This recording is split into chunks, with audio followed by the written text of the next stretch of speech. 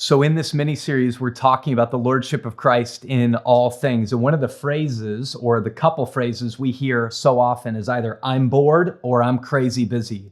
So how does the Lordship of Christ speak to us about time, Seth? That's a great question. I do think that understanding God's command to us to use time, that He's given us time, something for us to steward and have dominion over. And this is what Paul gets at in Colossians 4:5. He says, walk in wisdom towards outsiders, making the best use of the time. And that's a pretty controversial question. What is the best use of time? And I think one of the most helpful things for me to think about is we tend to think about there's wasting time and there's spending time.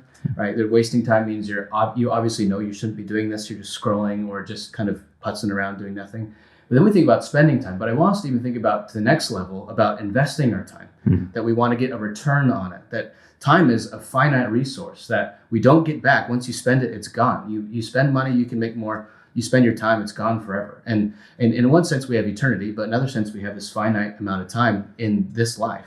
And so I want to get the best use, the best return on my time. And so how do I invest it in such a way where I'm maximizing my investments? And I think what's important there is to realize that just like a financial portfolio, you want well-diversified investments. And all the topics we've been talking about these last couple of mini-series, marriage, parenting, recreation, rest, these are all ways that we invest our time that get returns in different areas. And so I think it's important when we think about making the best use of time, not just about hustling and grinding 70, 80-hour work weeks, and not just about clocking out right when it hits 40, but really managing these competing interests that we have that are all good things and going, am I investing strategic time in various ways? And I think even when I talk to folks about marriage, sometimes 5 minutes of creative thinking creates a tremendous return on future date night outcomes. Sometimes we have a friend named Josh who's talking about his parenting and how if he gets away for 10 minutes and thinks strategically about his parenting, he gets a tremendous investment on that time. And so